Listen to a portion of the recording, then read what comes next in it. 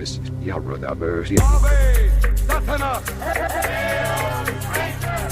Hail Satan! Hail Satan!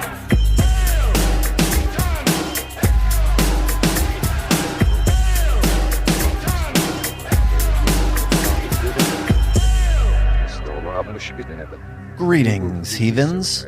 Welcome to Hail Satan. This is the podcast exploring Satanism, culture, and life in general through the eyes of modern Satanists.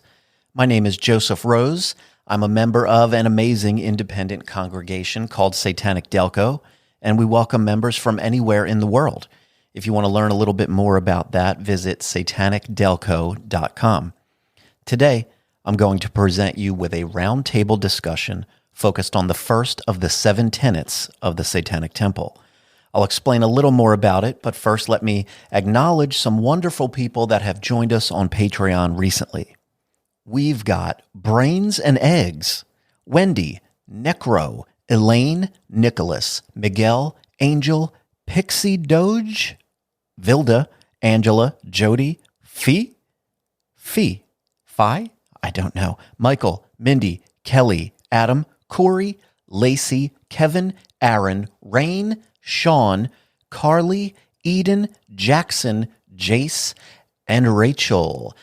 Thank you all so very much. You know, I love and appreciate the support very much. You keep this whole thing moving, so thank you again. If you've got a moment out there, everyone, please visit our website at hailsatanpodcast.com. You'll find links to join me on social media, a form to send me an email, and of course, a link to join us on Patreon. And we have a few different tiers to choose from. You know the deal. Visit hailsatanpodcast.com. All right. Over in Satanic Delco, as you may know, we have a number of online platforms and traditions and recurring events. More recently, we've been planning to add another recurring Zoom meeting to the mix of activities, and we finally did that. In this case, it took the form of a roundtable discussion focused on the first of the 7 tenets of the Satanic Temple. A bunch of the gang gathered on Zoom, and one by one, we just started sharing our thoughts related to that first tenet. Most people were just there listening, but a handful of us took turns speaking, and what you're about to hear is a recording of that conversation. There are moments when the audio is less than perfect, but overall I'd say it's pretty good. And now, enjoy the conversation.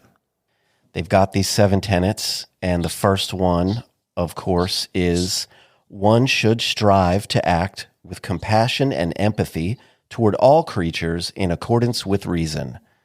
Short and sweet. So we're just going to talk about it tonight. If anybody has questions about it, we can talk them out. If you have a strong opinion about it or ideas about what it means or shouldn't mean, limitations of the tenet, problems with the tenet, anything like that. Does anybody have any ideas to start off with? What does this tenet mean to you? What do you think of the tenet? We've got some hands up. Forrest, you're up. So for me, this is obviously still fairly new into this. And the first tenet's what got me into Satanism. And to me, it basically means don't be a dick without reason. Like, I'm not going to go to your house and just be an asshole to you unless you're an asshole to me first. I mean, that's a little short and sweet and to the point. And I don't know if that's how everybody else sees it, but that's kind of where I'm standing on it. How do you connect that, the way the tenet's written with the idea of unless you're an asshole first? So obviously it's saying, don't be a dick to people. Don't be a dick to animals. That's the first good chunk of it. But those last words, in accordance with reason, that's kind of the big thing right there. It's saying, if someone's being an asshole to you and someone's being a dick to you, or they're just being whatever, and they're not showing you compassion, don't show it back. Because I know a lot of us grew up in pretty hardcore churches. I grew up in half Catholic family, half Southern Evangelical Baptist church family. So that whole turn the other cheek thing was really big with my family growing up. Yeah. So it was, if you were getting beat up, walk away. Like, fuck you. If you hit me, I'm going to hit you back. So that's kind of how I connect those. Right. So that makes a lot of sense. When you use an example like, if someone hits me, I'm going to hit them back. That makes a lot of sense. I grew up in a way where, that was a fundamental rule, like, look, if somebody hits you, you hit them right back. Don't take any shit. You got to learn to defend yourself. And that makes a lot of sense. And in most cases, I don't often find myself in a situation where a violent confrontation is likely to happen. But if I did find myself in one, that's probably the basic rule that I would live by, right? Somebody is attacking my person in a physical way. I feel basically no choice but to defend myself, whether I really want to or not. It seems like the logical thing to do. But take away the example of physical violence. You said something earlier, like if someone's being an asshole. So, someone's being an asshole. We can imagine whatever the scenario might be. Maybe it's just whatever, a friend, someone an acquaintance in your personal life, and whatever it is they're doing, they're being an asshole to you that day. Their attitude isn't right. Maybe they're just not being cool. You name it, any infinite number of ways that they could be being an asshole. Pretty much the definition of empathy is identifying with the feelings of another. And that's different than compassion. Compassion is more specifically caring about it, to put in the most simple way. And so you can have either one of those things, compassion or empathy, without having the other. They seem to be a natural fit together in most cases, but they're not required to work together. So your person is being an asshole. I think in that case, the role of empathy would be to help you identify why they're being an asshole. They're acting up that day. They're acting in a way, maybe they're being an asshole, maybe they're being unkind or short with you or whatever it is. It's worth considering why that's happening, right? Yeah. And if you apply empathy to that situation and maybe it's not always obvious. Of course, in real life, it's complicated, but maybe they're going through something. Maybe they've had a terrible day. Maybe they were fired. Maybe they had their heart broken. Maybe they just, maybe they're just having a bummer of a day or a difficult day or whatever. And because they're not perfect, it's bleeding out into their behavior and coloring their mood.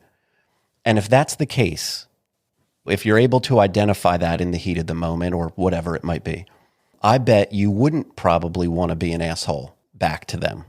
If it's some stranger on the street and they're just in your face and then I get it, But even then it applies, right?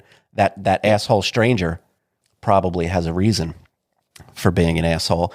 And sometimes it's worth considering. And if you do consider that, if you consider and identify, okay, they're being an asshole because of XYZ, viable reason, then compassion plays a more direct role, right? It plays a more direct role in your response or interpretation of that scenario. So in that case, I guess you wouldn't be an asshole right back. Don't let me speak for you, Forrest. No, I mean, you're pretty much hitting the nail on the head there. But like I said earlier, it's that those last four words are kind of the key thing for me. Yeah.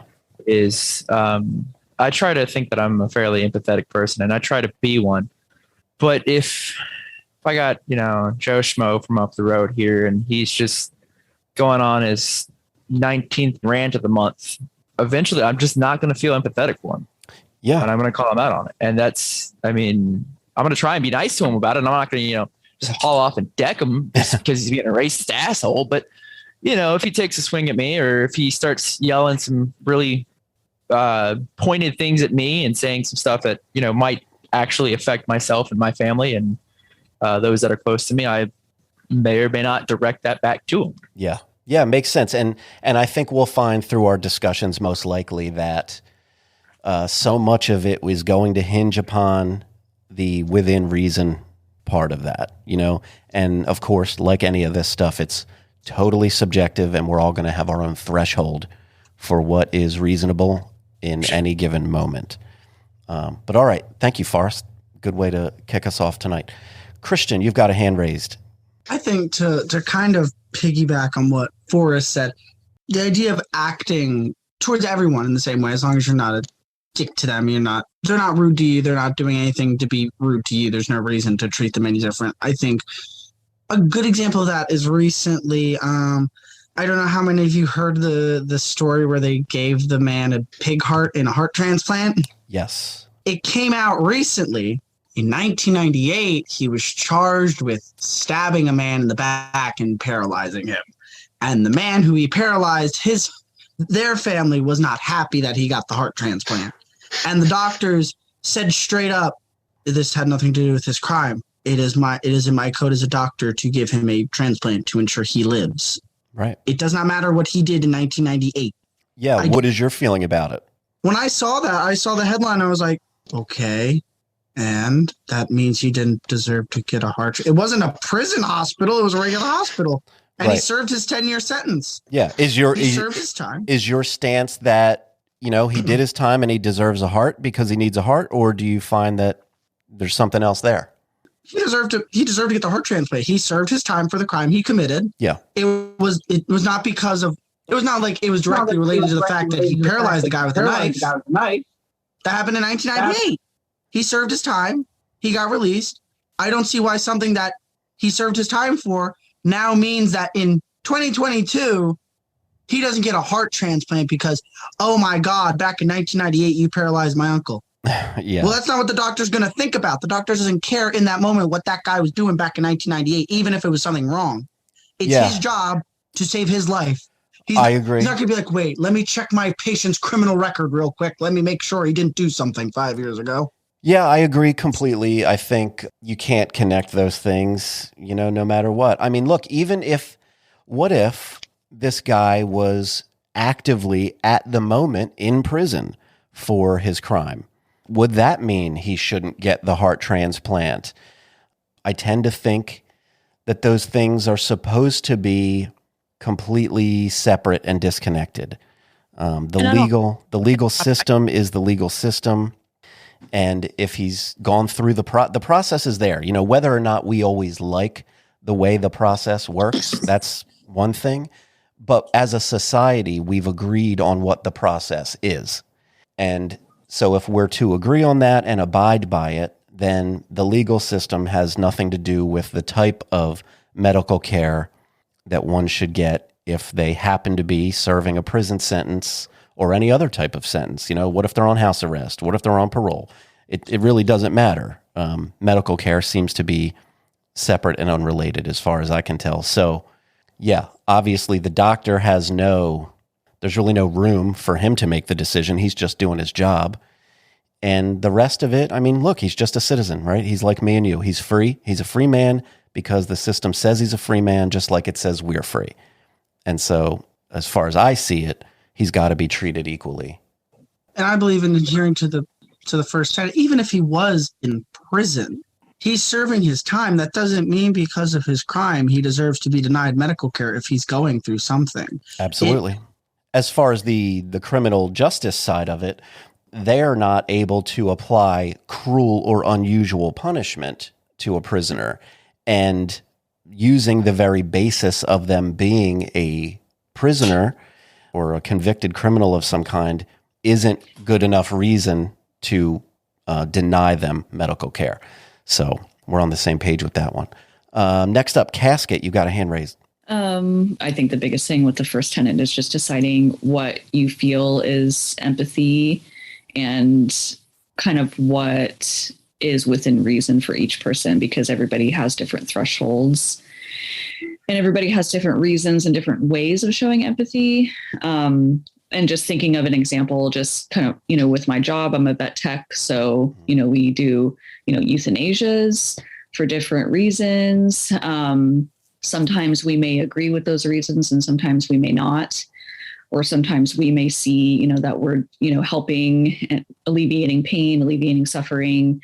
And another person may come right up and say, nope, I think that's wrong. I think we should give this pet another chance and do this really crazy surgery that's probably not going to work or what have you. So I feel like everybody just kind of has different ways of kind of showing, the empathy, and it's just kind of everybody's own specific way to kind of really show that. So, yeah. In the case of veterinary medicine, when a person or a family or whatever comes in with their pet and they're sort of making a choice that they want to have their pet euthanized for whatever reason it might be. In most cases, obviously the dog would be sick or injured or something or the animal. But have you run into situations where an owner of a pet is making the decision to euthanize the pet and the medical staff don't find it to be medically necessary or reasonable at that point? How does that work, and what sort of goes into that? Yeah, so there's been a few. I've worked at quite a few different clinics, and so each clinic in Portland kind of has different neighborhood feel. So you get different kinds of people at in different areas of Portland and things like that. So definitely worked at some clinics in neighborhoods where maybe there was like a lot of like junkyard dogs and like guard dogs and things like that, and just a lot of maybe just like family issues and stuff where people inherit pets through family or whatever. So a lot of times there will be what we call convenience euthanasias, where they try to come in and say, my insert family member here passed away. I have their dog. I can't take care of the dog. Or I have the cat. The cat doesn't get along with my current pets or what have you. And then they want to euthanize. And at that time, it is the veterinarian's prerogative to say yes or no. And oftentimes they will say no. And then we tell them, good luck finding a place that will do it. And we just have them leave knowing that they're going to go around looking for a place that's going to want to euthanize their pet for a convenience purpose. So it's a little bit difficult, but not much we can really do. And there's times too where, sometimes we can, if they're a current patient of ours, we can say, hey, you can't deal with this disease. This pet was just diagnosed with, ABC thing, can't afford the treatment, whatever. Right. You want to euthanize. How about you sign the patient over to the clinic, and the clinic will find the patient a new home. Right. And yeah. Does that happen? My cats. Does that, that happens fairly often? Yes, very often. Yeah. Yeah. My one cat, he has diabetes and many other things too, since I've had him, but he had just diabetes at the time, and the owners wanted to euthanize him because they inherited him from a family member that passed away, and then they weren't prepared to do the diabetes thing. So, and they probably didn't have the type of emotional connection to that pet. Right. They weren't looking for that pet. It was sort of put on to them, and in that case, they don't have that connection that would naturally bring about the level of compassion that most of us would probably feel for our pet. A pet that you have had maybe for years, or, you love this pet, But in the, I try to think about it too, just using my empathy and knowing, I strongly disagree with your decision to want to kill this pet for, this reason. But in their mind, they're probably thinking that they're being empathetic too, because, they're just like, okay, well, I'm just going to end their suffering. So I try to remember to think about that too, and just not be super judgy, because also when someone's walking through the door, you have no idea what their life is like. Right. It's real easy to judge, Yeah. I wouldn't make that decision. I would never kill my pet. I'm a good person. No. But life is complicated. Yeah. There could be any number of things going on. Yeah. Interesting. I think we'll probably be able to touch on several things tonight involving our animal counterparts. All right. Thanks, Casket. Torgo, you are up. Okay. So this first credit for me is when I first realized how different TST or this kind of like Satanism is going to be from, what I'd known in my youth, basically, Church of Satan and stuff like that. Mm. And, having that compassion and empathy right there in the first part of the first tenet, that was big for me. It's like, oh, this is a whole different ballgame now. This is something completely different. Yeah, it definitely is. It's still young. Modern Satanism, at least since the introduction of the Satanic Temple, is really young. For the longest time during our lifetimes, Satanism, modern Satanism, atheistic Satanism, that meant the Church of Satan. That's what was available. That's what was out there. And the views, especially when it comes to ideas like compassion and empathy between the Church of Satan and the Satanic Temple, couldn't really be more different. It's always a bit of subjectivity at play. But I think it's safe to say that the Satanic Temple's tenets view things like compassion and empathy significantly differently than the Church of Satan. And the Satanic LaVeyan Bible. Satanism didn't really seem to favor that or even consider that as a worthy thing to be part of it. Yes, it doesn't seem to be a big factor. It really doesn't.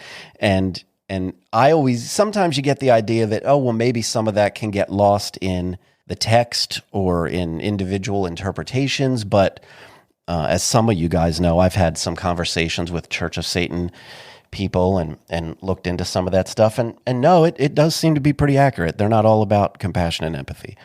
So be it. Robin, you're up. Hi. So this tenet is the one that really drew me into wanting to explore Satanism more.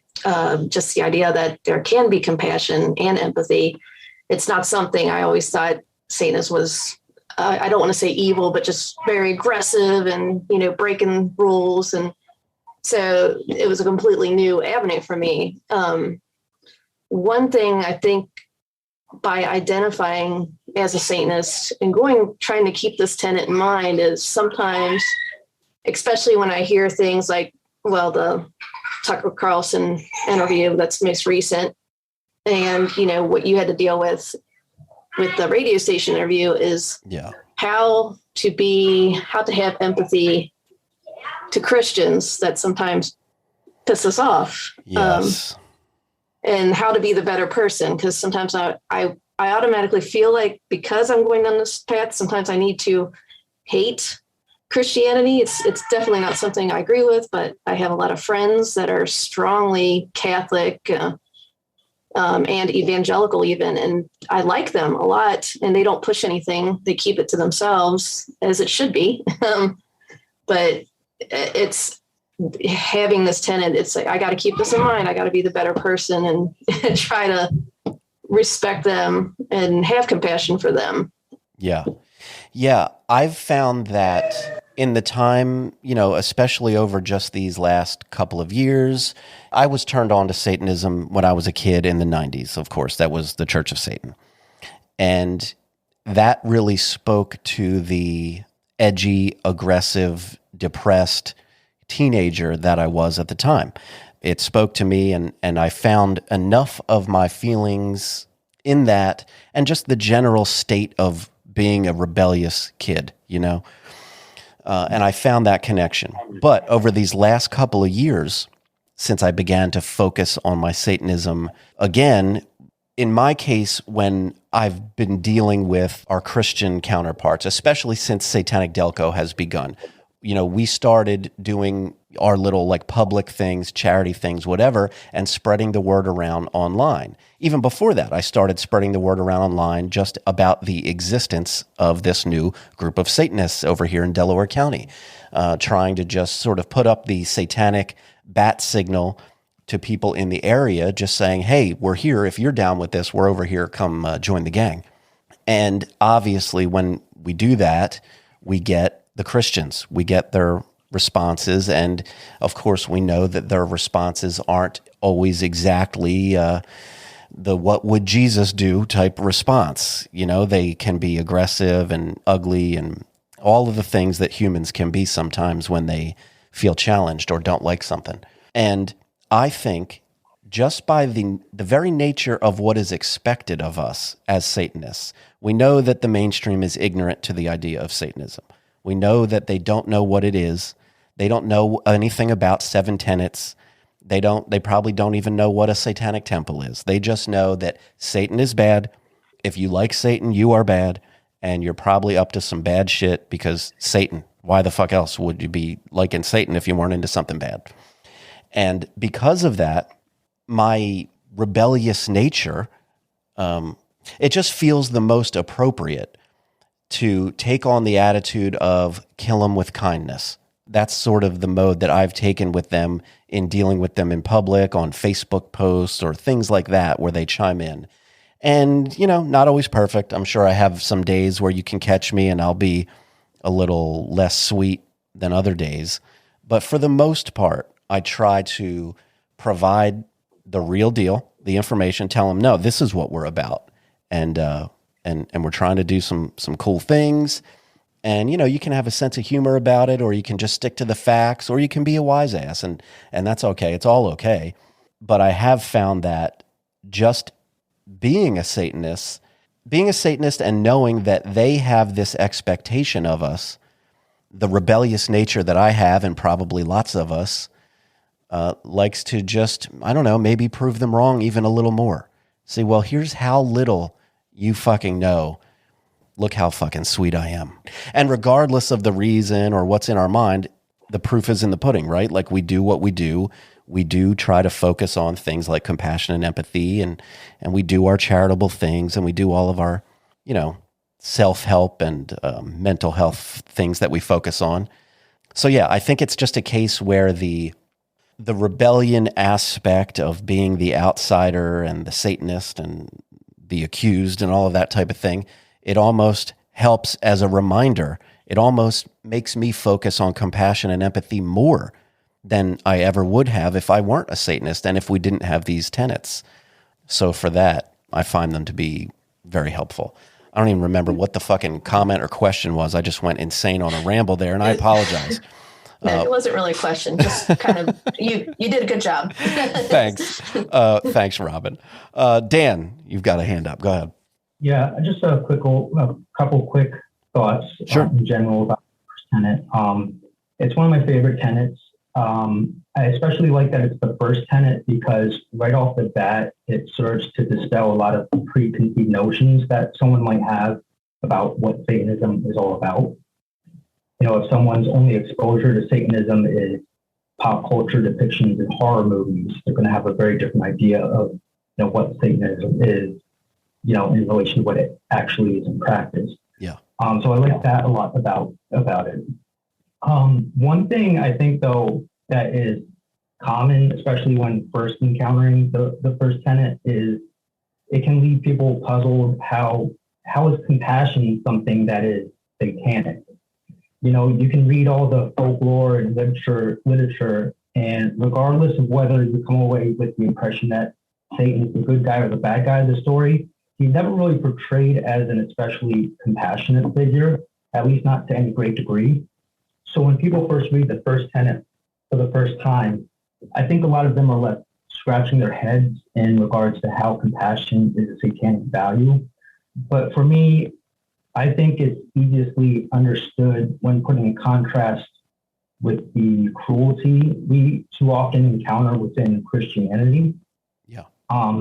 Religious trauma can leave some pretty deep wounds, and enough pain can make someone want to just, want to burn the whole fucking world down in retaliation. Yeah. But, there's a popular saying that goes something like, in a hateful world, kindness is a rebellious act. That's right. So along those same lines, for me at least, the first tenet is something that inspires me to try to use my heart as sort of an instrument of revolt. I find this especially so in regards to how I aim to treat some of our more marginalized friends who find themselves to be the target of some of the more toxic elements within Christianity. Sure. So, when viewed through that lens, for me, it makes a lot of sense to me the ways in which compassion is not just a good value to adhere to, but fits really well as a satanic value. Yes.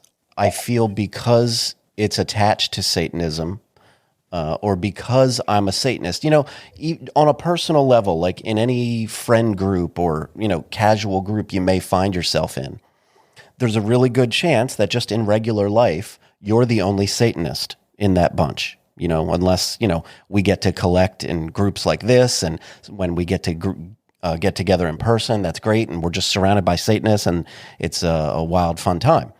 But out there, we know that we're a tiny minority religion. And in any given town or city, there might not be a whole lot of out Satanists out there to congregate with. And so on that level, you often can find yourself being a representative of Satanism. Make no mistake, if you're in a conversation or in a public forum of some kind where it's known that you're a Satanist, believe that your behavior will be under a microscope. because it will be. You go ahead and eat just even one baby, and they're going to be like, see, I told you that's what they did. So if you go acting like an aggressive, anti-Christian asshole or whatever you might be up to, doing anything, you steal a pack of gum, it's going to be Satanist steals, and that is now reflective of Satanists and Satanism. We are a representation of Satanism whenever we're interacting somehow, and it's known that we are Satanists. And yeah, I'm with you. I do find that because it's attached to being a satanic value, it feels even more present and important. Summer, you're up. I think I have an interesting perspective on the first tenet, and actually all the tenets, as I am a social worker. I graduated with my bachelor's of social work in 2016, and I've been working as a medical social worker for a home health agency for almost 5 years. So, of course, social workers, we have our own values and code of ethics that we abide by. One of those values is dignity and worth of the person. So social workers respect the inherent dignity and worth of every person. So for me, the first tenet, of course, acting with compassion and empathy, I feel personally like every person and creature on the face of the planet deserves to have respect and to be treated with compassion and empathy. But that being said, for me, the accordance with reason, the first thing that popped in my mind was, as a social worker, as a profession, I provide compassion and empathy to people on a daily basis. And I see a lot of sad situations and a lot of things that sometimes I can't help the client, or the client doesn't want my help. So in reason to me means I need to realize that if the person doesn't want to accept my help, or I can't help them, that's okay. And that, because for the longest time, especially when I was a new social worker, I would come home and cry or get really emotional sometimes because those cases would follow me home. So for me, I've learned, yes, I'm going to treat everybody with compassion and empathy, but within reason. So I kind of leave work at work and my home life separate, so to speak. So I practice self-care and don't let my compassion kind of affect me negatively, is what I'm trying to say. Yeah, we've had some discussions about that idea of focusing some of that compassion on yourself. You know, the tenets are worded in a way where we naturally read them as sort of outgoing. It sort of references the way we interface with the world or other people. But for sure, we have to practice self-care. If you don't have that basic balance in place with yourself, then I think, we'll all end up finding that other relationships or situations will suffer. And if you're completely unable to be compassionate toward yourself for whatever reason, whatever you've got going on, are you able to genuinely express compassion toward others? I don't know. But it's definitely important to be able to draw those lines.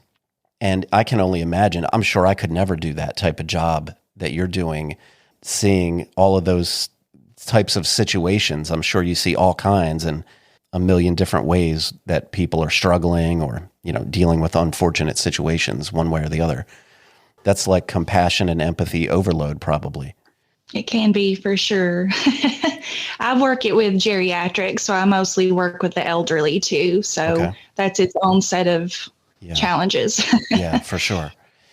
Yeah, that's an intense one. I can barely imagine what doing that job would do, because as easy as it is to say leave work at work and you separate and compartmentalize, I bet sometimes it's not always that easy, right? Exactly, because I didn't realize till doing this line of work, though, a lot of, which I'm in rural Tennessee. So we're not a big city. We don't have a lot of resources. So there's a lot of times I can't help. But the compassion and empathy, though, me sitting there and just talking to the people just really helps them, because a lot of elderly people don't have really anyone or any family or friends that check on them or visit with them. So it can be that just having somebody to listen to them and talk to them makes a big difference. Yeah, I'm really sure it does. And we all know, the way life goes when you get older, by the time you're of the age and stage of your life where you might be in a situation like that, there's a fair chance that you've seen a lot of your family or friends or peers pass away. That kind of stuff accumulates, and a lot of people are left with not a whole lot of people with them in those stages of life. So somebody in your position to provide some of that compassion toward them is invaluable. It's an important job. Thank you.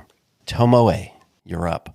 Hi. What's happening? So for when I read this one for the first time, it made me kind of think back to Wabi Sabi, which it is a philosophy of optimism and embracing the beauty in a moment. So having compassion and empathy can create a lot of beauty in a moment. And I feel like that's very important. But also the phrasing of it, to go back to the phrasing of it, sets the tone for the rest of the tenets in a way that, like Dan said, it challenges the mainstream perceptions of Satanism, but also, like Forrest said, the part with in accordance with reason lets you create boundaries or maybe kind of take a step back at some points. And I have a question to pose to the rest of you heathens. Would it have drawn you in the way that it did if maybe this first tenet was not the first tenet, if it was maybe the second tenet or maybe the third tenet? Because we can all argue till we're blue in the face, but the tones would be way fucking different if this were not the first tenet. So yeah. Do you have any specific feelings about it being the first one? Like, do you feel like because it's the first one, it has any sort of additional weight or importance about it? It does. It absolutely does. It sets a tone for the rest of them because it leads off with the nice, cute little compassion and empathy talk. And then it goes into some deeper things later. And they're all meant to work together, right? Yeah. This being the first one, really, it's the first impression. It makes people go back to that one. When you get to the right to offend, when you get to one's body is inviolable, when you get to people are fallible, you already are thinking back to having compassion and empathy because this is the first one that you read. Yeah, I always maintain, I don't know if everyone agrees or not, but I always feel that the tenets are a package deal. That's usually the way I word it. Agreed. I don't think you can necessarily pick and choose among them. Like, oh, well, I like, 4 of them, but these other ones, not so much. Well, I don't know. I feel like they work in tandem. They are a unified philosophy, I guess, or the core of one. And yeah, I don't know that I've ever given specific thought to the importance of the order of them generally, but I do think that one belongs first. It makes sense. Like we said, they all work in tandem. And so when we talk about things like the fourth tenet or any of them, it's never to be forgotten that they come with the attachment to compassion and empathy. Within reason.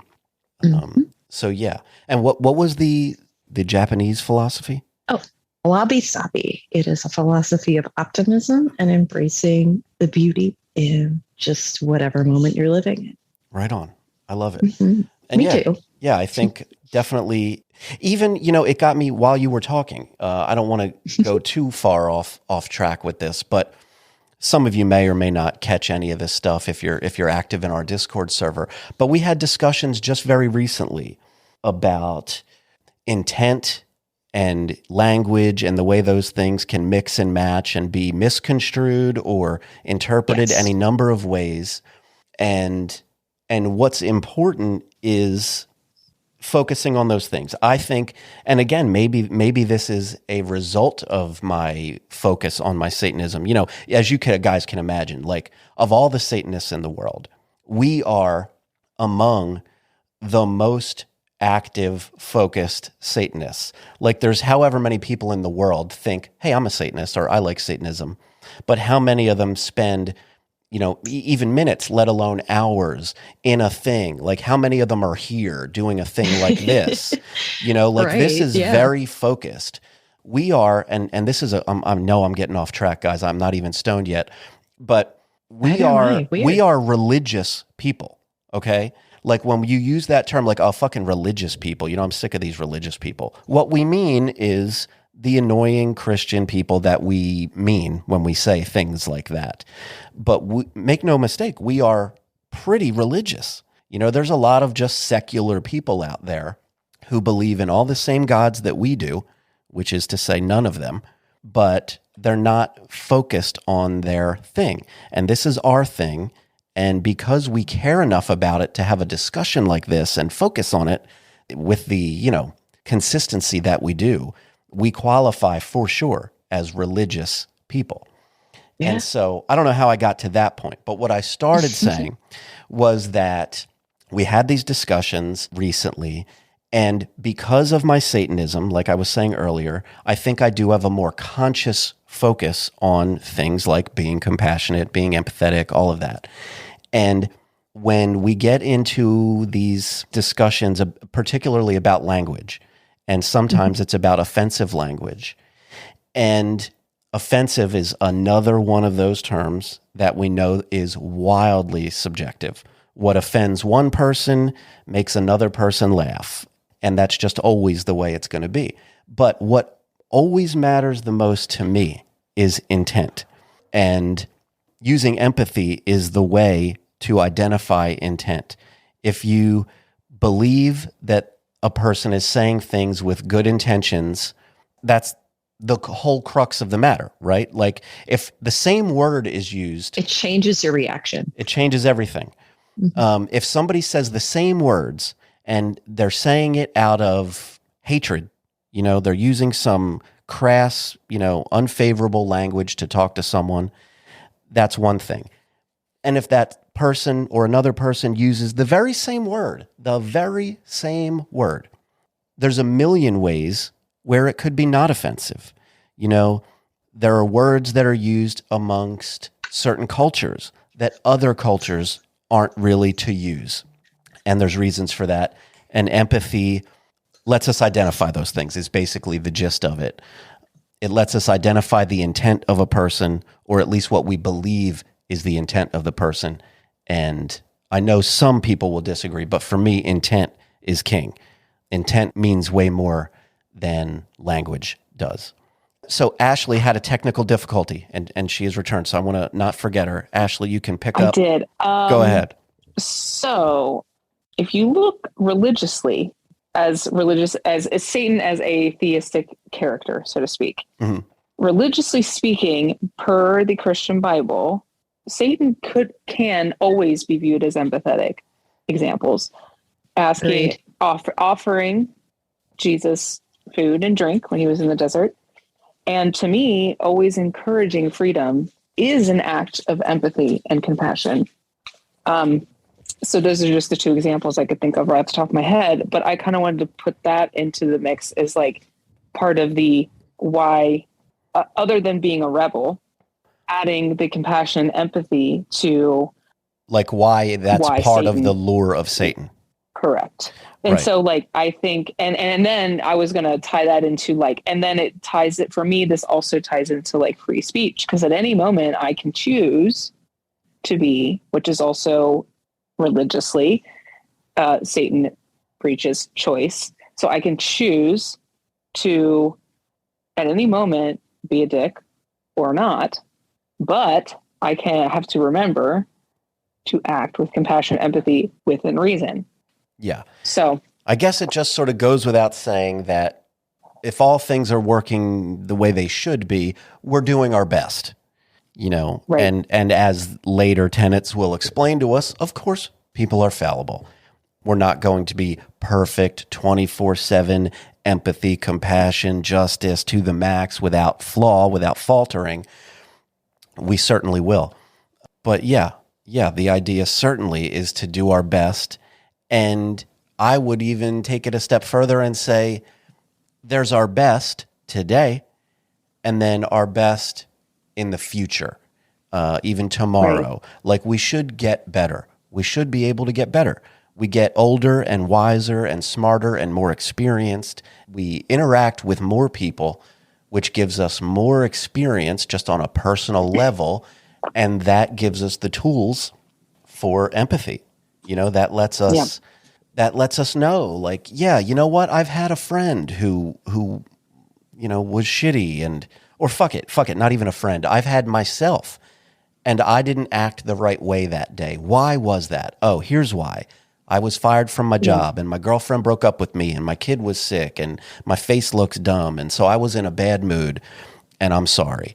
We just do our best. And that's a big part of it. Yeah. And also what I'm sure you've probably considered this and it's probably obvious, but attaching compassion and empathy to the most traditional lore of Satan, we don't even need to touch on the romantic era Satan. That's a whole different story, but how about Genesis? Yep.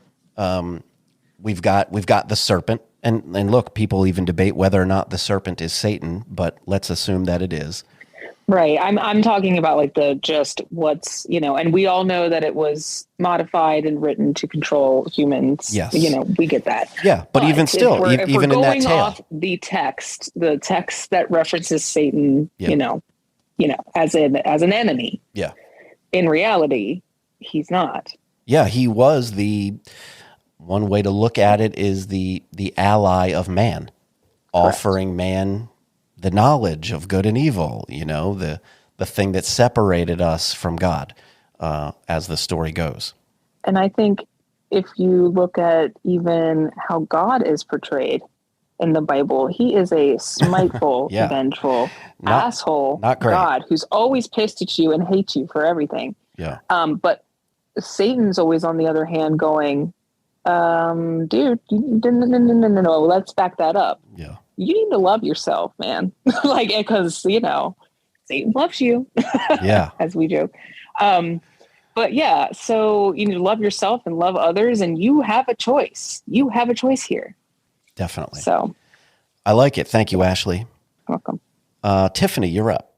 Yeah. So, well, to answer Tomo's question, I do think the first tenet is in its rightful spot at the first, because that's kind of what brought me back. I really connected, Joseph, with what you were saying about being younger and being drawn to Church of Satan, because that's how I kind of got started or introduced, right? And it was very hard or very just a rebellious kind of fuck you, right? To a Christian upbringing, a Christian area and mentality of just seeing kind of oh, if you're good, you must be Christian kind of thing, right? And I feel what drew me back was originally seeing a lot of TST stuff in the news and just different things that I was reading and looking up the tenets and stuff. And I, every time I would talk to people about it, I'd be like, well, they're doing the Lord's work, right? Because honestly, it is very compassionate and very thoughtful and reasoned. And so I like the fact that it has with reason in the first tenet, because, it's being very balanced, keeping your side of the street clear, right? Making sure that before I say something, do something, that I've considered that, I'm not being, like you said, offensive or anything like that, and making sure that my intentions are in the right place. And so that's why also I found this group, because I was interested, like you had said too, I feel you guys are really focused on the religion aspect. And I really like that, because I think that's what's missing. And I don't really know a lot, from TST perspective, because I've just kind of been on the outside of that. But I really enjoy the sense of community and talking about things and, looking at things like the tenets with a new perspective, and seeing, what other people have to say and getting a discussion going like this is just amazing. So thank you. Hell yeah. Thank you. If you had asked me a couple of years ago, would I spend a night or two a week focused on religion, and well, a night or two a week, not even, like I spend damn near every day fucking deeply entrenched in religion, which It's crazy. Yeah, there was a lot of years of my life where I never would have believed such a thing would be possible, just based on, what the word religion typically meant to most of us. But yeah, for sure. Thank you, Tiffany. Erin, you're up. When I think about the first tenet, I think also that not just being compassionate towards everybody around you, but also to yourself. That's like majorly a play, especially, if you're somebody that's like mentally ill or whatever, you have to take care of yourself so that you can, basically take care of others. You know what I mean? Definitely. It sort of comes first. We don't think of it first all the time. It's easy to overlook. We take ourselves for granted sometimes. We just, we get used to it. We know the feeling of our own lives, and we just sort of settle in, right? You don't often take conscious time to think about how we're doing or make it right. And how many of us have a relationship situation or a job situation or a friend or anything going on in your life that isn't the best. It's not in the best place that it could be in. It's not necessarily making you happy. It could be quite the opposite. And for whatever reason, it's not a top priority. We let it slide. Especially with toxic relationships. Obviously, you need to just, take care of yourself, build a wall up, get rid of whatever's not good for you in your life. And I feel like the other tenets that follow it, they also can be applied to yourself if you think about it. Yeah. There's a whole lot of them. Absolutely. There's aspects of them. Like I think I was saying earlier, like we sort of default to thinking about them outwardly toward other people. But yeah, it really does start with yourself. If your life is in such a state of negativity or trouble or whatever it might be, then of course it's going to be harder to effectively express compassion and empathy for others, certainly in a genuine way, when you're probably overwhelmed with your own negative bullshit. And I always love the saying, you can't fill everybody's cup if your pot is empty. Yes. That's a good one. Yeah, true. So yeah, for sure. A focus on yourself is of the utmost importance, without a doubt. Thank you, Erin. Mara, you're up. Hey, everybody. I don't think, I always appreciate the first tenet, so let's not get that twisted. It's one of my favorites. I don't think it would hold nearly as much importance if it wasn't first. I think it would kind of devalue the rest of them. Agreed. It sets the tone. It sets the tone for everything else that comes after it. Plus, I love the fact that it's contradictory to the 10 Commandments. We have something that's incredibly open to everybody.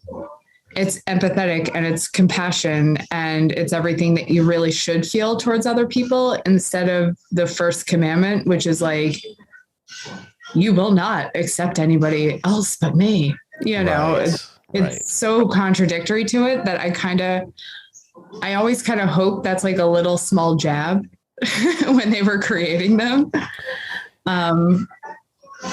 But yeah, it is my favorite tenet. And it was one of those where I was like, oh yeah, well, fuck, I'm a Satanist. Like it was just given to me. I was like, I've been doing this for 20 years. Great. Yeah, there's no missing that one. When you go take a look at that list, it really screams right out at you, especially being first. And yeah, I feel, and I spoke about it in our episode, I really feel that I had a tendency to look at it really outwardly. And I am probably nicer in person to people because I feel like I have to prove that as a Satanist. Like, I think I say thank you more often than I probably should, or please. Right. Just because I'm like, I will prove that we are amazing people.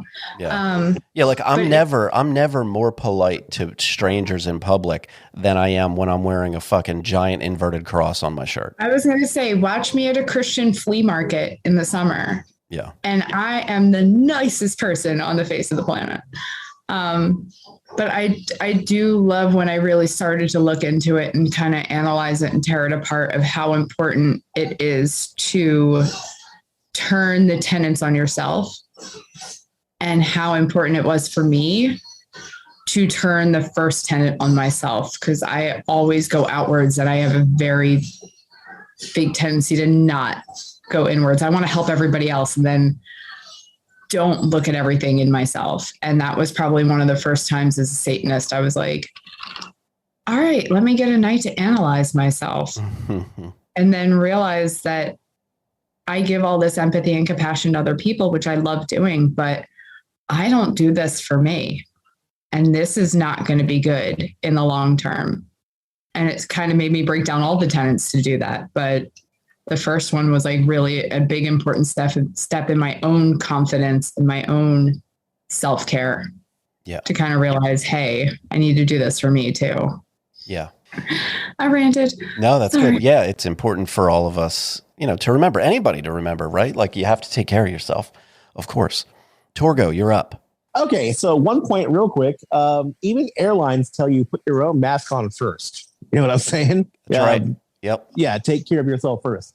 Okay. Back to the original question. For me, as long as the first three are the first three, I don't really care what order they're in. The first three cover pretty much that. That was the hook for me. Like compassion, empathy, justice, and body autonomy. Yeah, you had me right there. Yeah, those the next are four just icing on the cake. But the phrasing of 2 and 3 is way more intense than the first one. Are they not? That is true, though. Yeah, it reads better. Number one is one for sure. Yeah. It is probably the perfect just icebreaker. Especially if you're trying to convince people that a thing connected to Satan is actually good. You got me. Yeah, I think they got most of us. Yeah, I think it got us all. Yeah, they really, they did a good job arranging those things. I have to give them credit where it's due. Was that all for you, Torgo? Oh, yeah, sorry. Yeah, I was muted. Yeah, that was all for me. Cool. Thank you. Forrest, you are up. So to answer Tomo's question, I do think that if it wasn't the first one being the first one, there's a couple of them that, in other orders wouldn't necessarily hold as much weight.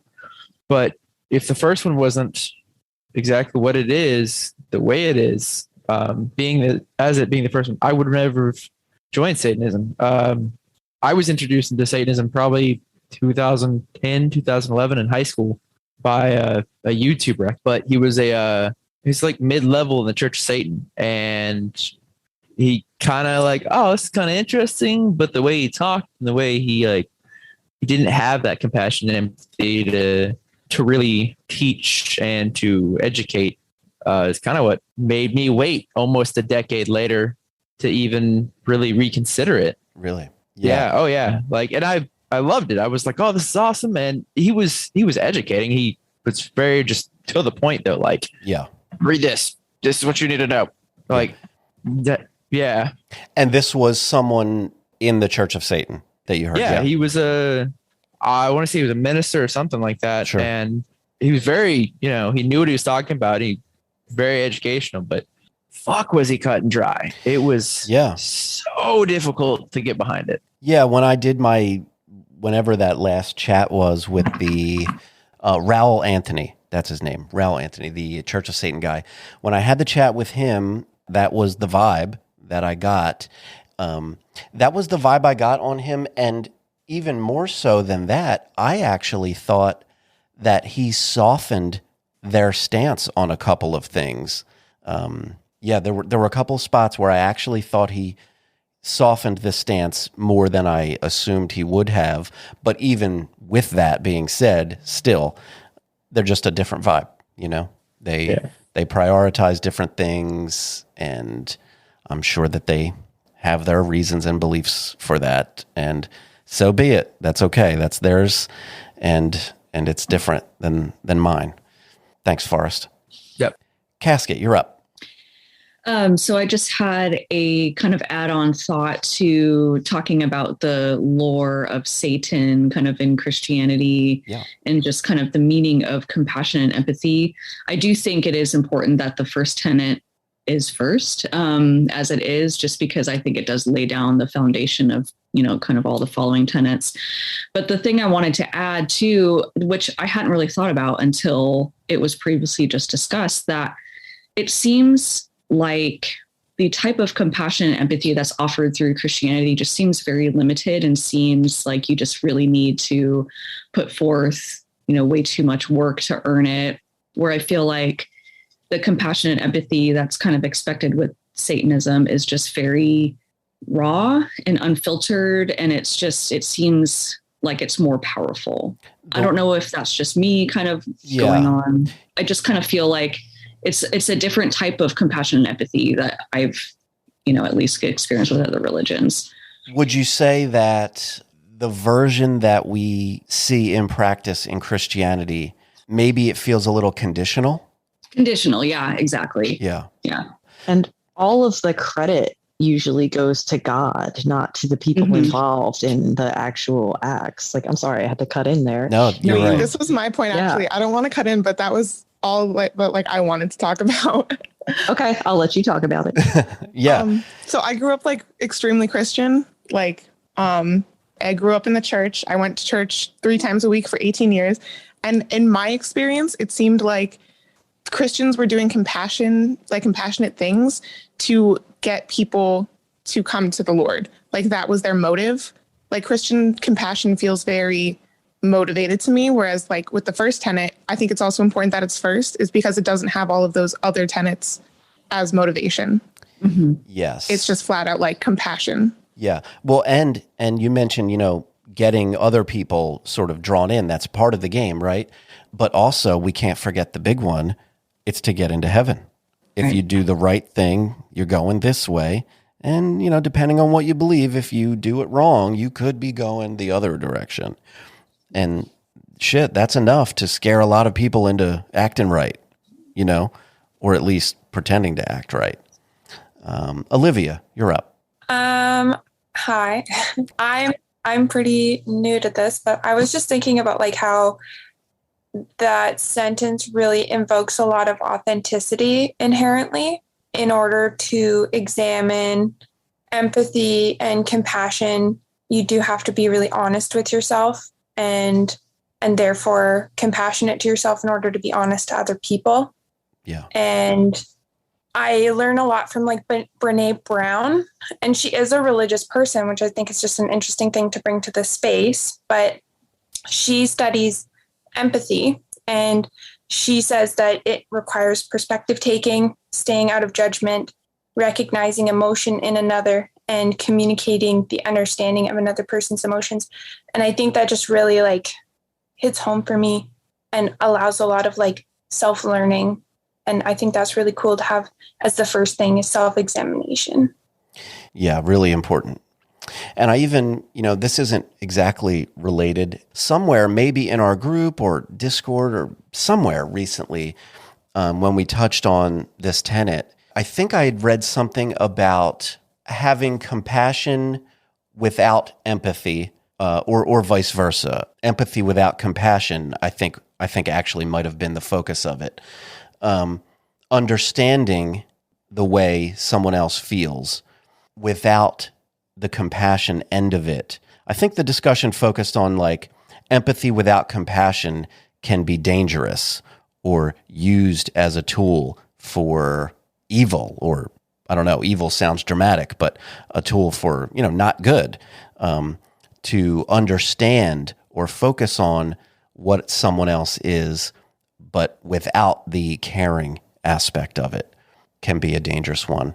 I don't think that's an exaggeration at all, using the word evil. I mean, really, when people think conceptually of the most evil person, it's going to be somebody who does understand how to undermine and how to take advantage of. And I really agree with that. Yeah, I think that's right, maybe. Christian, you've got a hand up. And thank you, Olivia. To piggyback on what some of the other people were saying about why it's important that the first tenet is first, is when you get religious types, a lot of the reasons they point to and say they're a good person and why they're good and they're moral and they make good decisions is they're religious. They read their Bible or they read their religious book and they go to their house of worship and they do the thing that the God tells them to do. And they're very good people. But then you notice in their lives, they don't always act with compassion and empathy. I mean, a lot of us can attest to that with religious trauma. Sure. The good moral religious people punch down and kick down on others who are looking for help or looking for some form of help from those who preach so much acceptance, be it minorities like people in the LGBTQ community, the homeless, etc. They go so far, and others they just like kick to the curb. It's performative compassion. It's funny. We're touching on like a few things that I spoke with Kate about in my last episode that we just did, but we get a kick out of, or it comes naturally to us to point our fingers at Christian hypocrisy because, you know, again, like so many of us here came from negative religious experiences, and we can look at Christianity and different branches of Christianity, and we can point out a whole lot of unfavorable aspects to those things, and rampant hypocrisy is certainly one of them.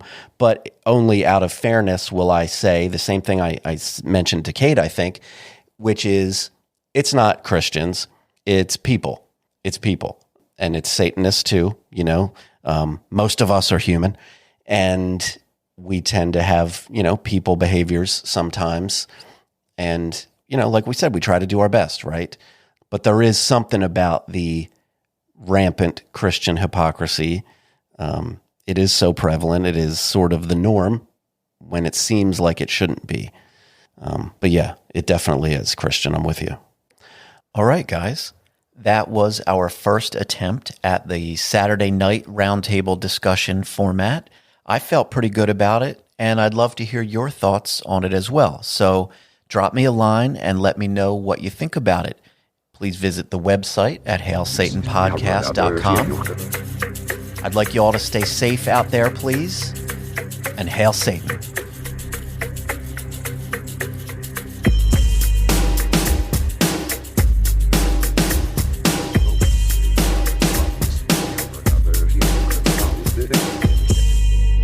I'm going to shoot in it, but he will free his service.